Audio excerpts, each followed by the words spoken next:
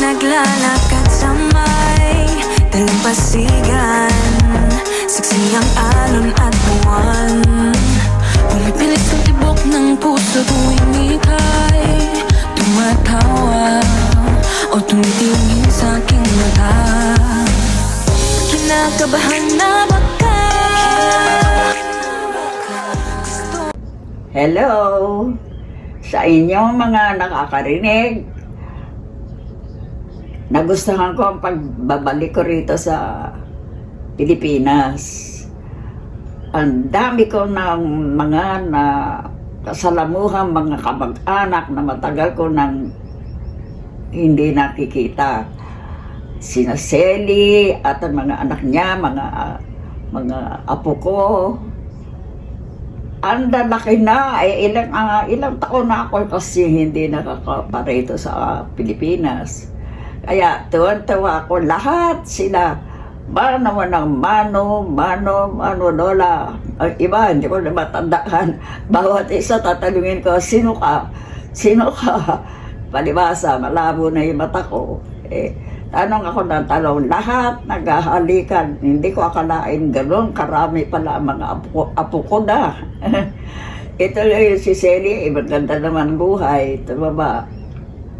At saka yung mga kabataan na noong iyon ko hindi liit pa ngayon na mga nagtatangkaran ng lahat. At magaganda naman ang naging buhay nila ngayon. Iba may mga asawa na, may apo na rin ako, Diyos ko, oo. Kaya sabi ko, Sos Mariosep, sana man lang malinaw na malinaw pa yung mata ko dahil para masalubong ko man sila kung saan man. Hindi ako nagtatanong kada nilalapit, hahalik. Sino ka? Yan ang gawa ko sa kanila. Pag lalapit na naman, makalipat ang mga ganang oras, tatanong ko na naman, sino ka? Kaya ako, ang hirap nito ang aking kalagayan. Malabo ang mata. Sa dami-dami nila. Natutuwa ako at sa edad ko na ito, nakita ko pa silang lahat. At gano'n na lang ang tuwa din nila na nakita pa nila ako.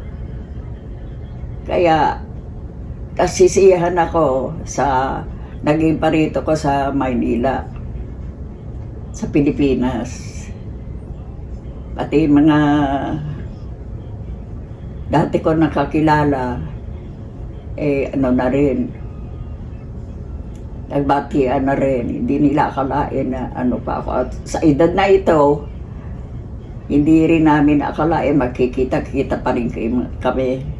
Sana tumagal pa ng konti ang buhay ko at mag-ulit itong pangyayaring ito. Salamat sa Diyos. At pinahintulutan pa rin kaming magkita-kita. Sana maulit ito. At meron namang maging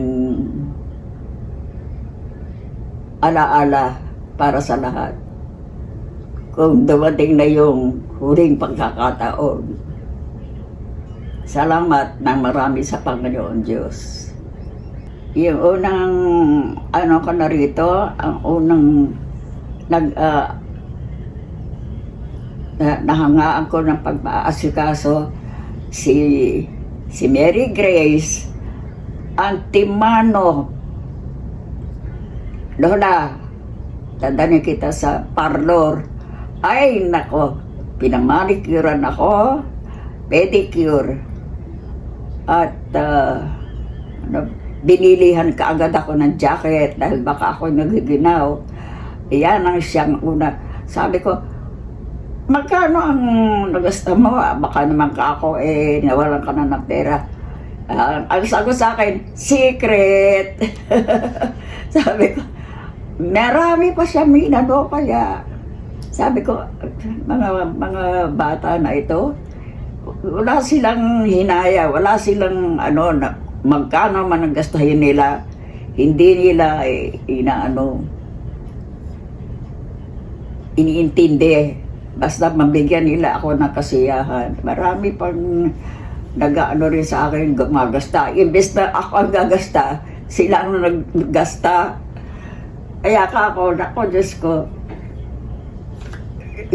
hindi mo masasabi mga naghihirap yung mga dito Dahil sila ang naglalabas ng pera nila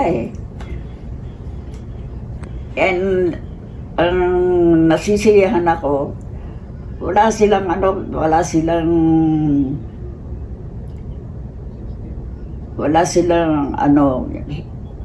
yung di nila iniintindi kung magkagasta man sila para sa akin. Nasiyahan nila ako. Dahil nila, kailan kaya mauulit yung aming samahan na ganito. Sana nga maulit pa. At kasama namin, kasama ko naman si Edgar. Para makita naman niya kung paano siya sasaluda rin ng mga kamag-anak niya.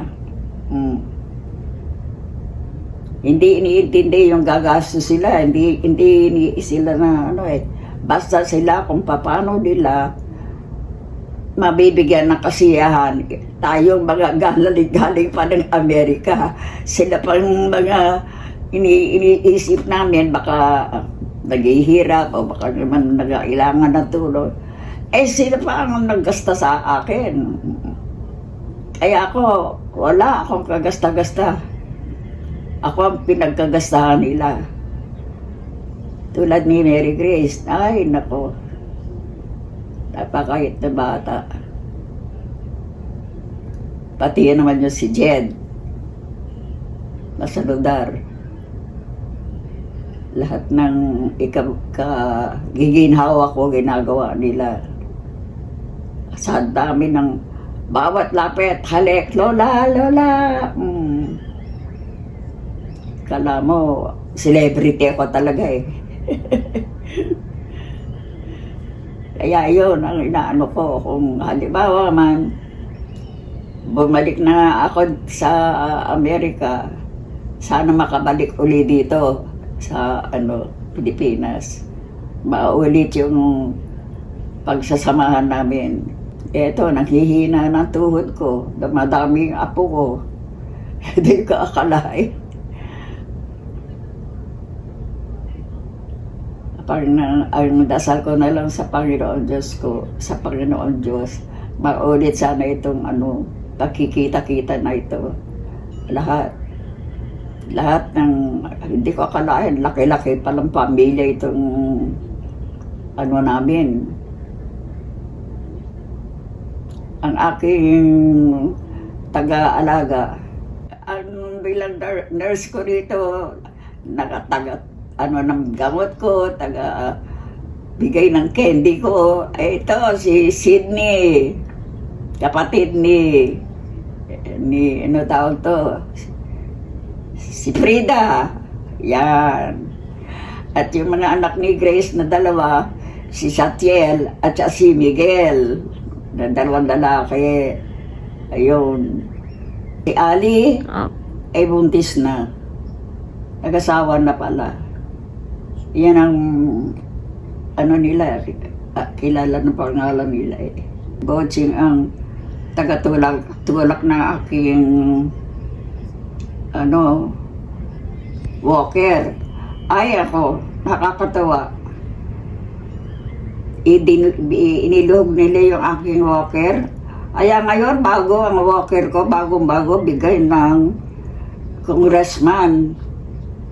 Kanain mo yung, di naman ako kilala. Nabigyan ako ng congressman ng bagong wheelchair. Eh kung madadala ko lang sa Amerika yun eh, dadali ko sana. Ay kaya natutuwa ko dahil sumaludar sa akin ng mga maganda na nahangaan ko. Pati mga bata maliliit, dahil sos, si Donald na nag-asawa na, di apo na rin ako, nako, Santa Maria. Sabi ko, kalain ko bang sa edad ko na ito eh, andi diya pa ako, magigisna ko pa yung, maabutan ko pa yung maraming mga kitikini na yan. Eh, natutuwa naman ako to, nagkita-kita pa, nakilala pa nila ako sa edad ko na ito. Salamat sa Panginoon Diyos. Kaya nga lang, lagi na lang akong naka-wheelchair, hindi ko magawa makipaghalumihan ng matagal sa kanila. Eh meron isang taga-alaga ko, nang ginawa ko, hindi mamisil ng bisngi. Tulad ni Grace, lalapit na naman yun. Pipisili na naman ako. Sos, Diyos ko. Sabi ko, nangangayayat na nga ako. Bigyan niya ako ng konting laman niya eh. ang sarap pisili ng laman ng braso niya, tataba. Diyan din, gandang bati niya. Yapos naman siya. Nang umalis, hindi ko uwi na. Just a bit.